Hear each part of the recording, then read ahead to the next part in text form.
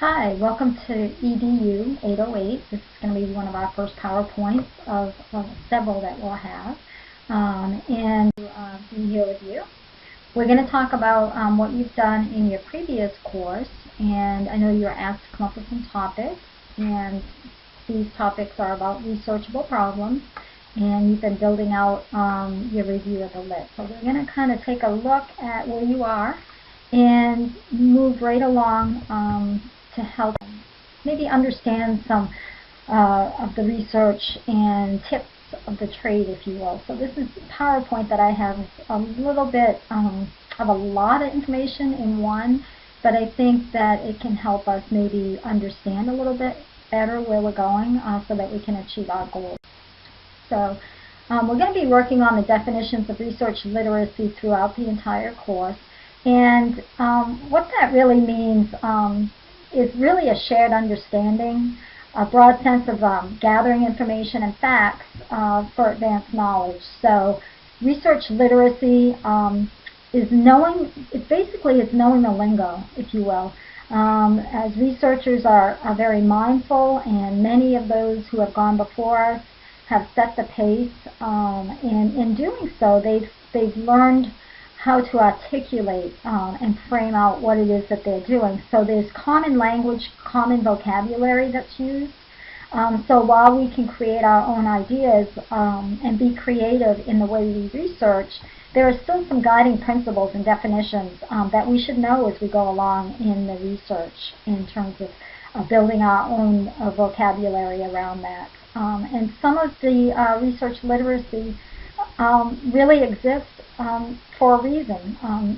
Some stemming from historical definitions built upon over the years based on the application of research linked to theories, or even research that's linked to being or some behavior or practice. So there's clearly a need to articulate in the planning, carrying out, reporting, and teaching of research. And there are several components within that that we'll be looking at further down the road, such as paradigms, strategy, methods, how to analyze our information. Research versus information is sort of a little bit tricky, if you will. Information literacy is a set of skills needed to find and retrieve, analyze, and use that information. And if you think about research literacy and the differences with information literacy, they're not really the same thing, in that if you think about information literacy just in the last few years, what comes to your mind about how that might have changed? And if you think about, I know we're not really on line and sync here, but if you think about the internet and just what's happened with digital media, the websites, internet, and it's almost information overload, if you will. So there's lots of ways to get data. Information literate people are those that have learned how to learn. And so that's where you come into play as a researcher. You're learning right now how to learn how to go about getting the research that you need. You know how to learn because you have knowledge, and you know how to organize that knowledge. You'll know how to find information. You'll know how to use your information that you do find in a way that can inform others. And so typically the information literacy component really drives people that are prepared to be lifelong learners, because you can always find the information that you need at hand. It might not be exact information. Like I said, there's a lot of overload out there, a lot of literacy overload. But it brings the information together for you in a way that you can evaluate the research on literacy and the basic skills to create and comprehensive picture of the knowledge based on the literacy. And one of the research tools I found quite useful, and I really found that the information, I put the little website in the PowerPoint for you, but I found it kind of easy to understand, so I put that in there for you. So we're going to talk a little bit now about what is research and who cares. who really cares what it is, and who really cares how we get there from here. And basically we're going to talk about some of the ways that research is broadly defined. The act of disciplined inquiry is defined as systematic and reflective pursuit of knowledge.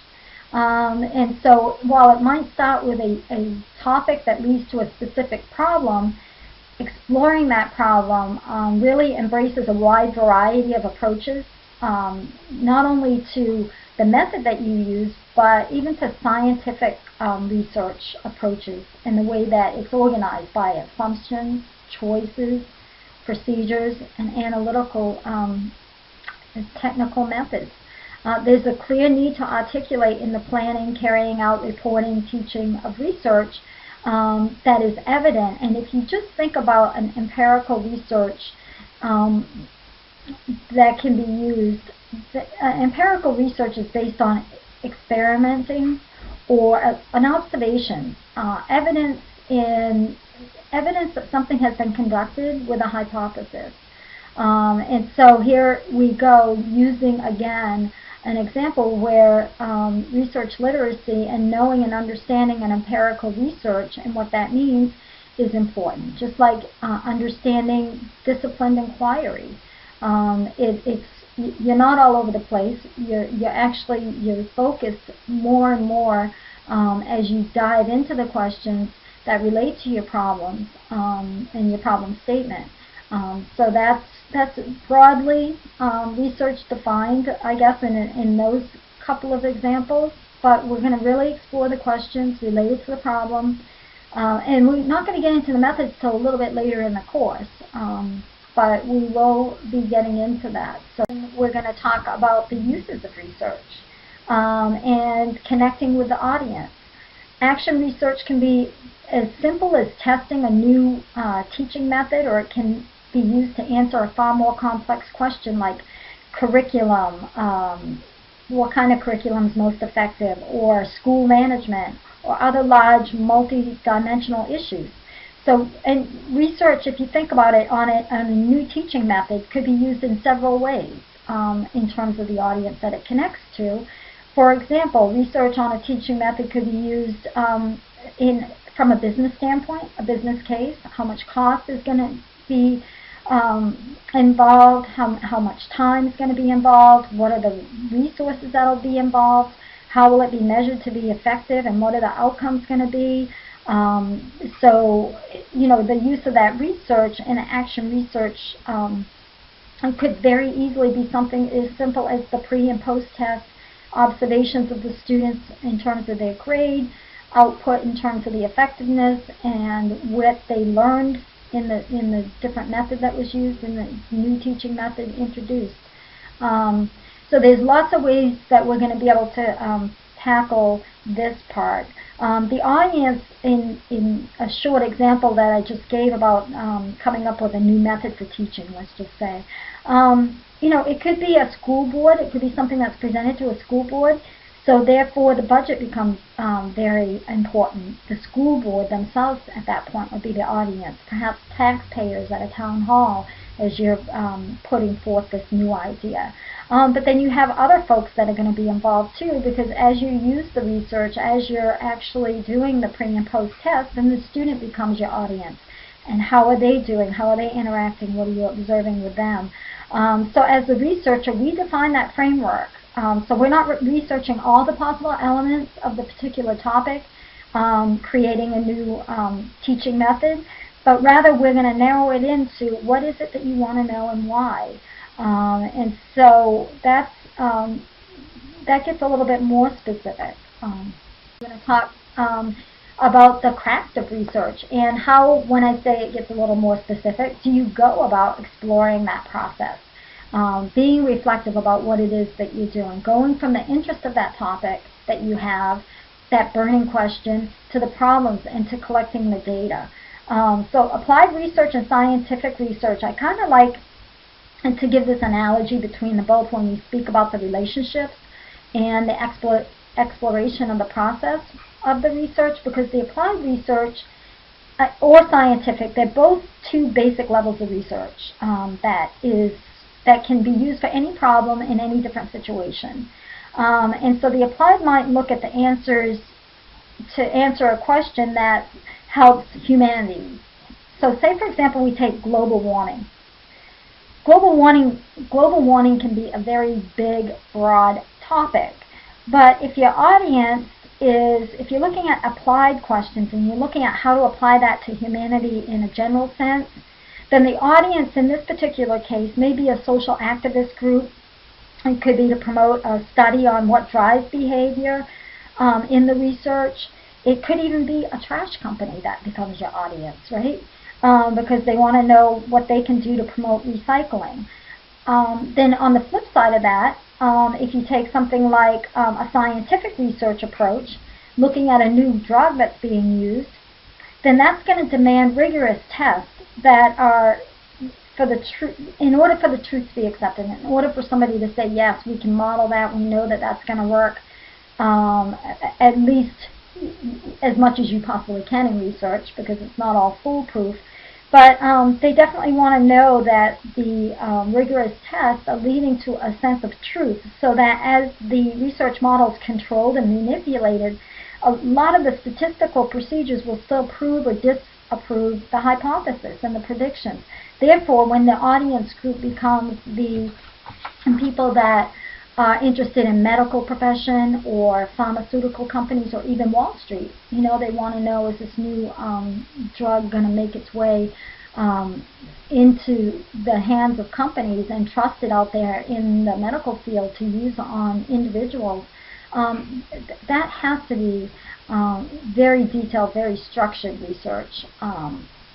And so those are kind of the differences: the applied, observation, scientific, much more of rigorous testing, and not a lot of wiggle room in terms of being able to have those statistics come up short.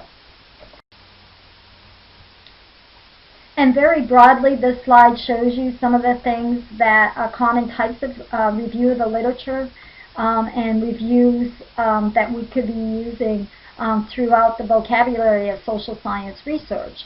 And again, this is just a broad accepted outline, but it's fairly typical to what you'll see. And so when you think about even your review of the lit, as you're going from your problem statement and you're really trying to understand and gain some knowledge there. So you would be looking at, are you looking at a critical view? Are you going to be looking at a holistic view, a systematic view, unsystematic view? I mean, there's lots of ways to approach that evidence that exists to assist our decisions on whether or not our problem that we have to tackle is worthy of research. So being able to place your work in the context of how it will be contributed to an understanding about that subject topic and to your audience, to what do you want to do with that information when you're done? Why is it you want to know what you want to know, and then what are you going to do with it when you are finished? I think another important point to bring out in this this little outline here is that in the review of the literature, you seek to identify new ways to interpret and maybe shed light on gaps in previous research, or identify what's been covered by previous scholarly work. This can really help you to prevent yourself from duplicating a lot of effort. And the review is the review of the information that you're tackling provides acknowledgement of original work that already exists in literature. And so as you're reviewing that literature, you're using that as a guide to go forward with your own research. So if you think about the review of the literature more as a foundation, or an Oreo cookie, let's say an Oreo cookie, because I do like to put things in simple terms. And between your problem statement, you have your research questions there. Think about the Oreo. Think about how you're building that substance in between those two to really make it connect, really make it your own. At this point, you're trying to make it your own. You're going to be using other folks' information to inform what you're doing. In terms of the topic gurus, those people that have come before you that have studied this and know your topic, and they become the experts in that field. That is true. But at this point, at some point between the problem statement and those research questions there, you're going to be coming up with some of your own information too. And so the research of the literature can also include very specific things that you know are going to support your data. And again, we'll get a little bit as we go into the details. And then we're going to talk about what's the point of doing research if it's not shared. I believe I already mentioned that. Much of what is on this page I actually did highlight earlier, but you know, the scholarly research, there's an obligation to share, right? And so that's why those gurus or those experts that have already been out there in your field, they're sharing that data, and they're willing to share that data. Our obligation to them is to make sure that we quote that data and we cite it properly. Applied research, R&D, you know, who's going to get that information when you talk about research and development, and the in-house organizations that do specific research. So there's different ways that the ideas are shared with people. For example, an in-house organization-specific research may or may not be something that's shared on the outside. That might be findings that are only internal to that particular organization. Conceptual is something that we're going to talk about that I think is sometimes scary in when you think about it without understanding it, I will say. In this course, we're going to understand what conceptual frameworks are, so we won't be afraid of those anymore. But basically, we're going to lay out the reasons in more of a structure, visualized structure, if you will, of how and what concepts within your review of the literature, within your problem statement and your research questions keep surfacing. What's coming up and how are they coming up and in what context are they coming up?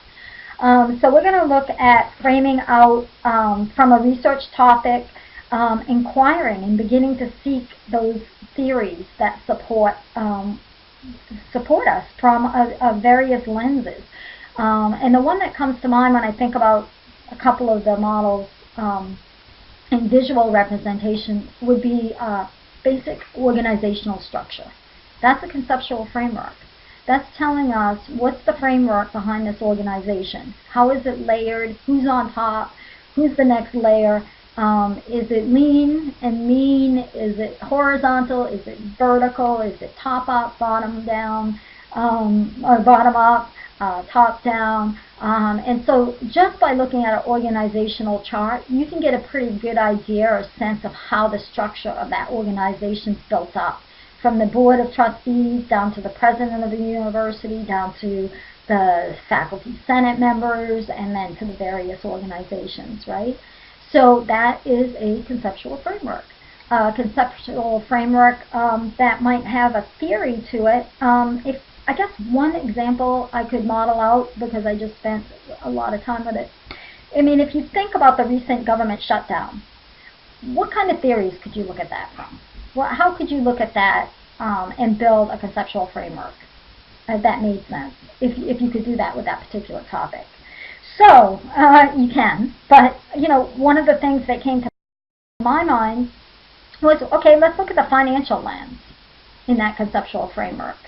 If you just look at the financial lens alone, or from a conceptual framework with the lens of finance, you would be looking at what? Lots of things, right? The government's budget and the shortfall thereof. But you would also could take a different look at it, which could be the senior citizens that were on edge day after day, not knowing whether or not they were going to get a Social Security check. So, so, or you could look at it from a political lens.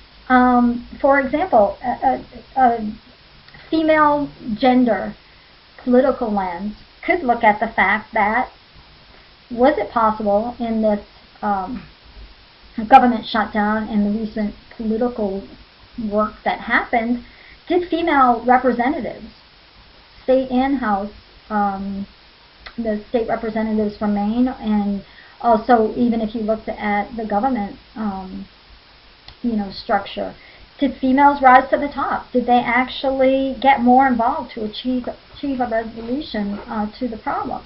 So that would be another lens that you could look at it from.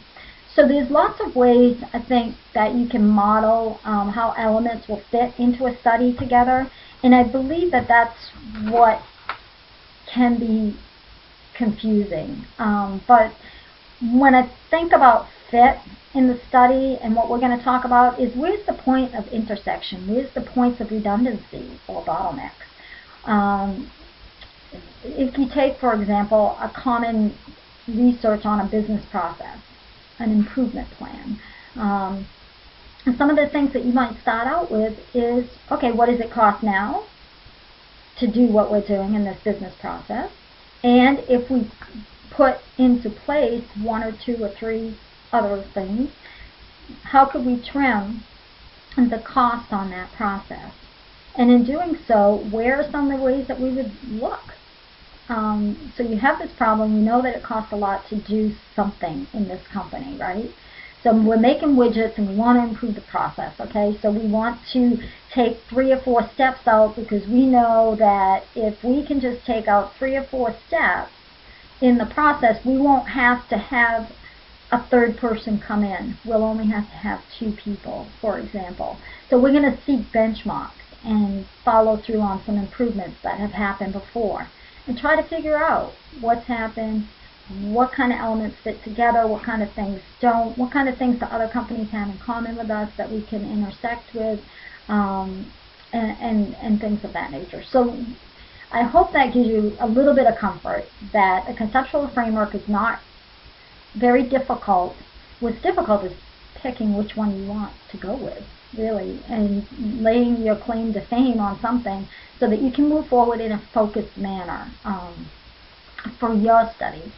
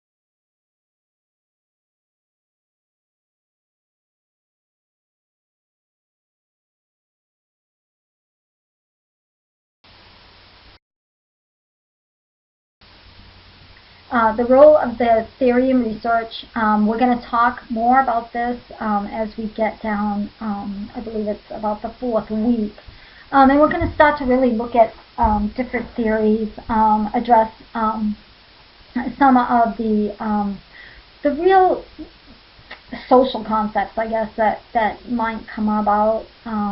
When I think of grounded theory, I always bring my analogy to the basic level of, say, poverty. And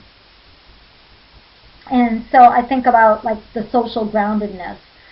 If I'm talking about poverty with someone that's been doing research with me, they have a good idea about what I'm thinking, and we have that shared value, right? That grounded theory that's shared. And it's shared because we've been to the same place together. So we're going to talk about some of those grounded theories. We're going to talk about, basically discovering the theories that summarize the conceptual framework. We're going to talk about those, and you're going to be able to explain and summarize very well exactly what it is for you and what it isn't. The theory is always, I think, you're using a theory as a starting point, and then making sure that even though you're using that theory as a starting point,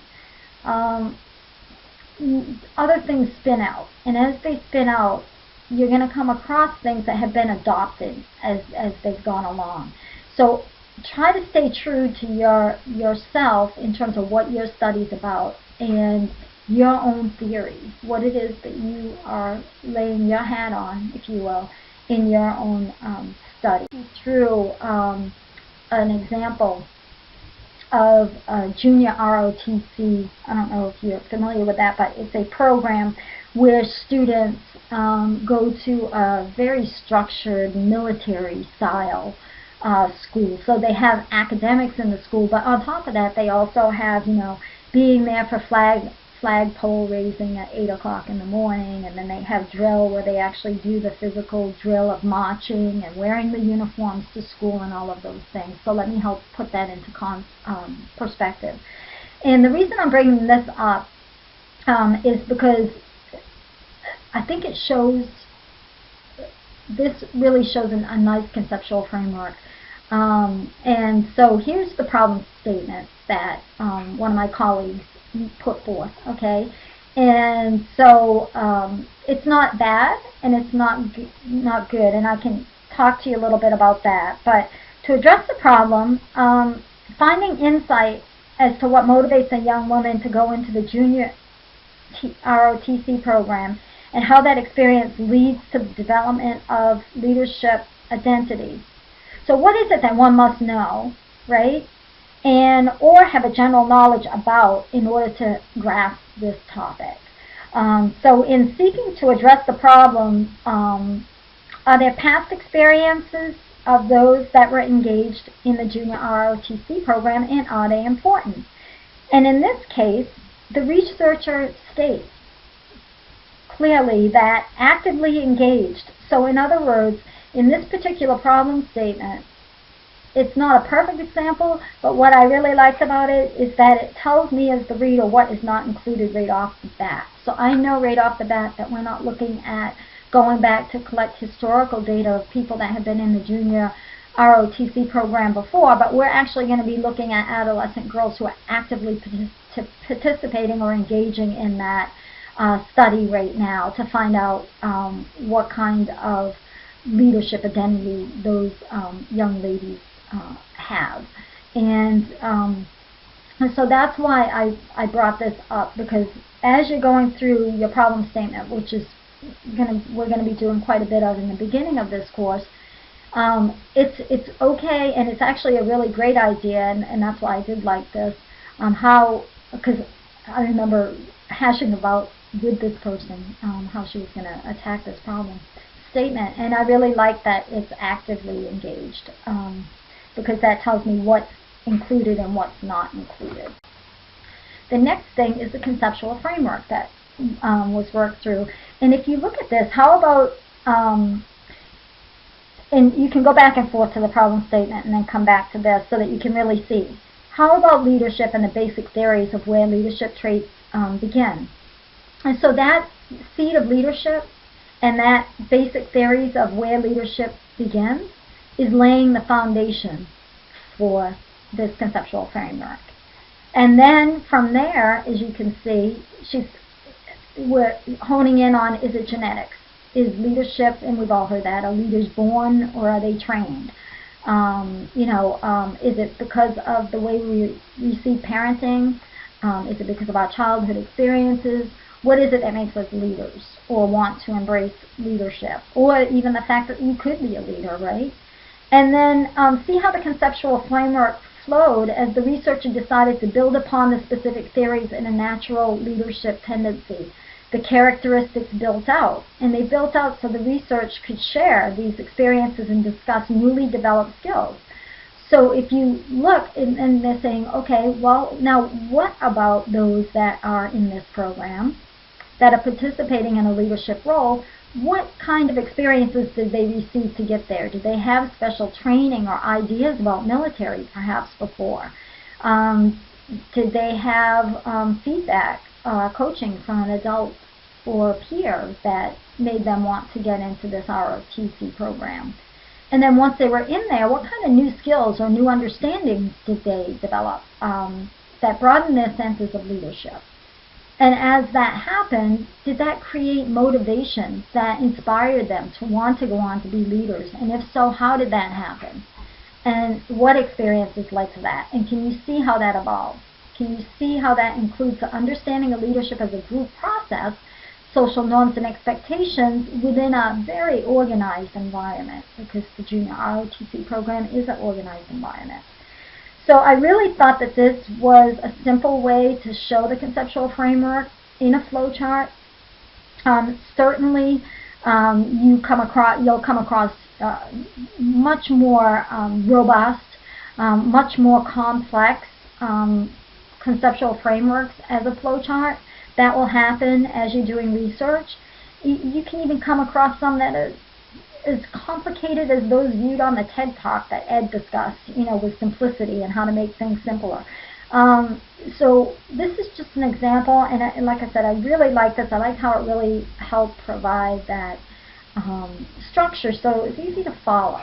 And it led right, if you read the problem statement again, and it leads right back to the problem statement. And I do know, because I know the researcher involved in this, that the problem statement was tweaked a little bit after the fact. So this is some original docs. And then we're going to be getting more into the topic, the research problem, the purpose of the study, right? And so we know we're going to get into this funnel effect, if you will, leading right into our review of the literature and our research questions. That's a nice little example, so it does help show the distinction from the problem and the fact that, okay, now you're wondering this, and now where are you going to go with it?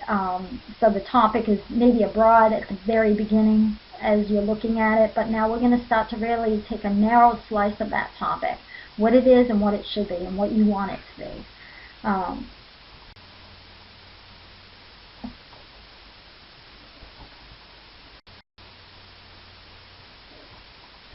Apologize for that, but I got back to, I wanted to make sure and get back to this slide here.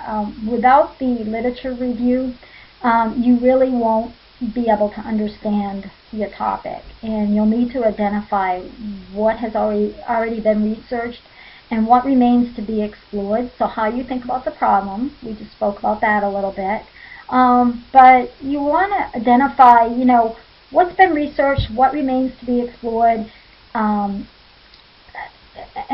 I think without really doing that, with really having a clear understanding of the review of the lit and what has come before you, you might deny yourself some very valuable insights into the methods that are or not appropriate for your investigation of your topic. So you want to seek ways to find out how the problem has been studied and what methodologies have been used before. Maybe you don't have to reinvent the wheel. Don't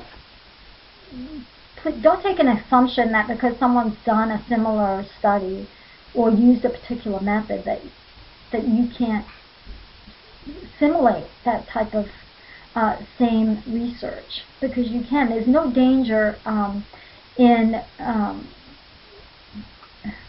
reinventing the wheel, if you will. But on the other hand, there's a lot of research out there where that chosen method has been chosen for a reason. You can learn from that, you can build your knowledge upon it, and you can still be able to analyze and collect your own data and do your own analysis on your problem. Remember, this is your research problem. And, get back to this, because I really kind of like that, how that correlated. And then the methods, ways of knowing, conceptual framework, we're going to look at that. How one gathers the data and the information, the quantitative and the qualitative methods. I know that you've had some information in that already. I know for me, I kind of look at it applied research or scientific research. This is just me, and this is just my lens of where I'm coming from, but I'm happy to share with everyone, you know, what my thoughts might be. You know, you have applied research or scientific, and they're very basic levels of research, but they can be used in the same way. And I used this analogy earlier when we looked at, you know, if you're looking at global warming, let's say from a very global sense, a very humanistic approach, we're looking at global warming and how it might affect, I don't know, the atmosphere.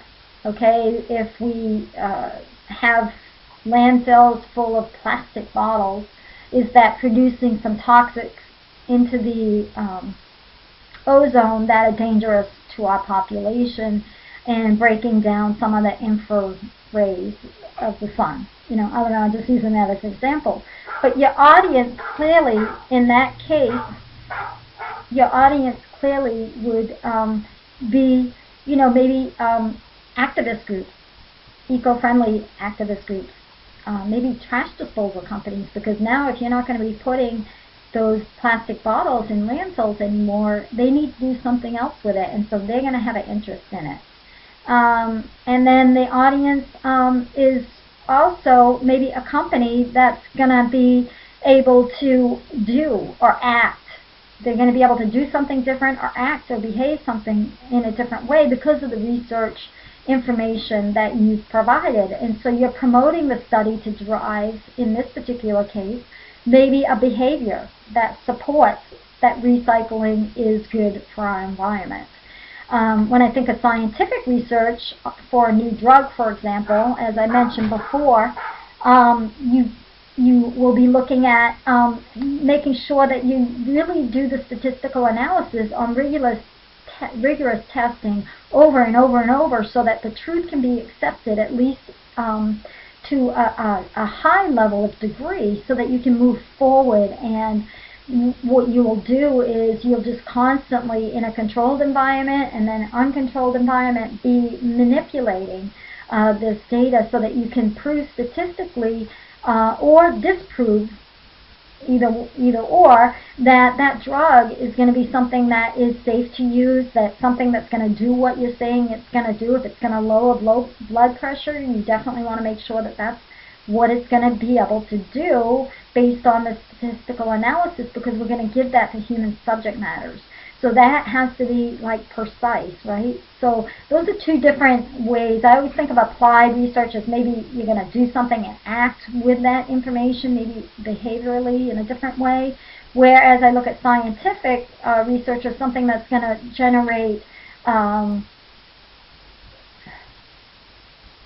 sense of truth, a sense of yes, this is something that has enough statistical measures and testing done on it that we can say that it is going to be reliable enough to use with human subjects, or in ways that will affect human subjects one way or the other. It doesn't necessarily have to be to the degree of a medical procedure. So don't get me wrong on that part, but that's just my thoughts out there. Again, like I said, you could go all kinds of lenses on that. When you're talking about pharmaceutical drugs, it can be something from the medical professional field. It could be researchers at a laboratory. It could be people at mice area where they're testing mice that are very informed by that study. It could also be those that are hungry to make a buck, the pharmaceutical companies, Wall Street, and whether or not that is going to now, instead of be a patented drug that has to be provided by the pharmacy, it might be a drug that can now be subject to over-the-counter, right? And so there goes some cost mechanisms. And then finally we're going to get into, I gave you some samples here, which I really liked, just kind of how things relate in quantitative methods a little bit, some common things that might be used, surveys. Certainly that's something that can be used. There is research, there's tremendous amount of research on what is an effective survey. What kind of things should be in the survey to make it effective?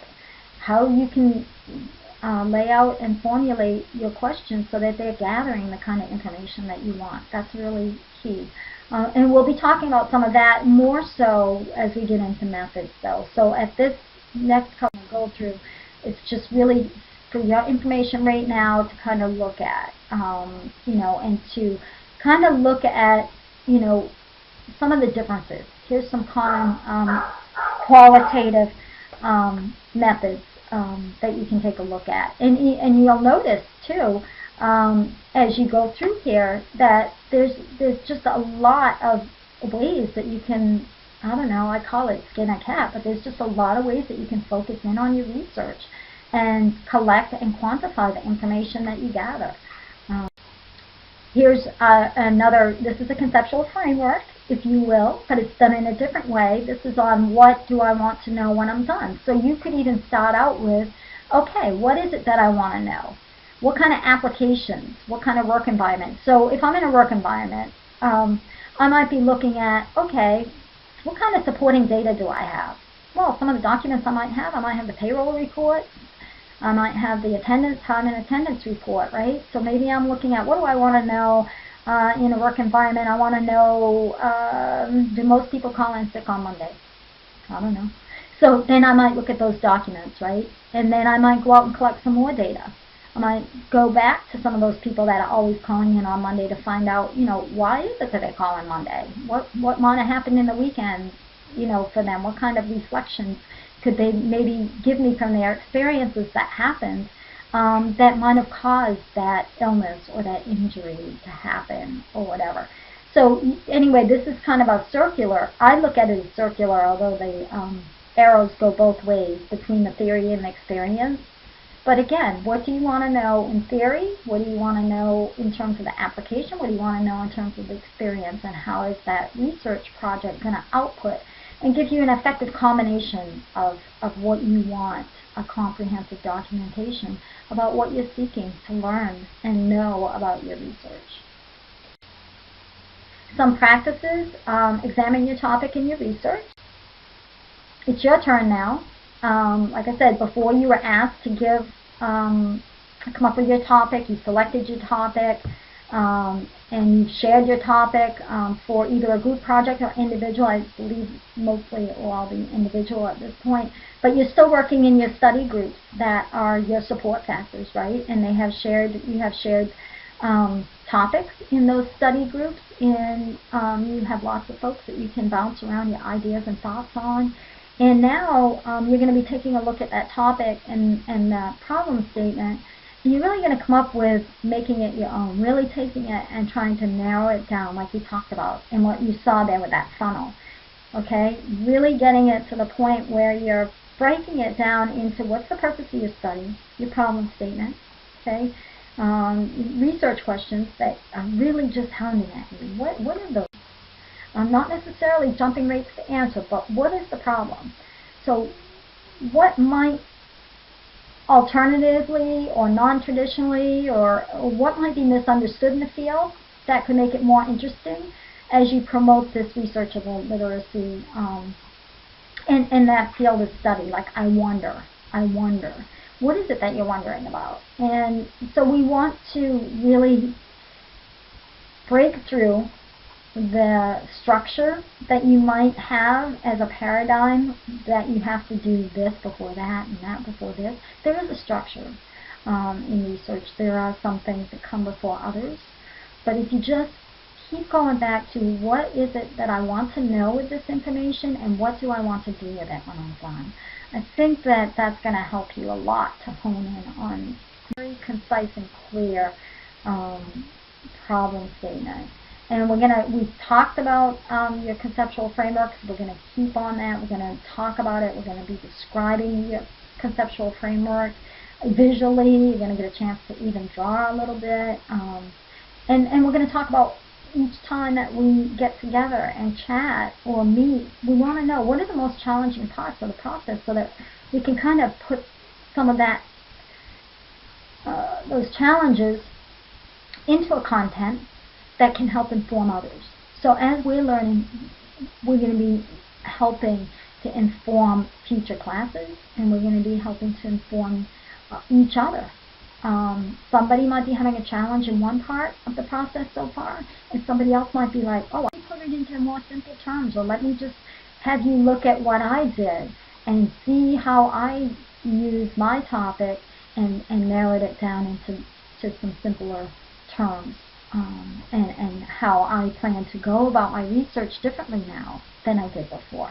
Sharing that with your groups is going to be essential thanks to this role.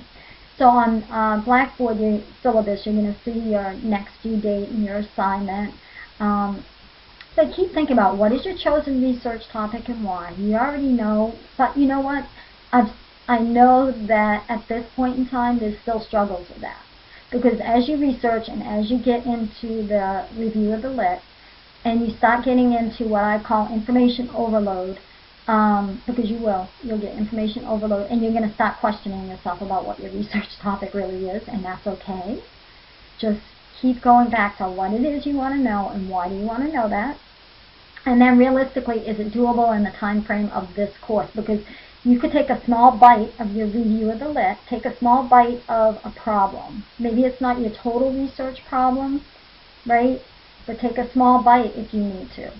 Others will be able to know what their research topic is and dive right into it and come out with a full proposal at the end. Our goal is to have a proposal, but you might have smaller bites in your proposal and you might just build it out after. It's still the concept.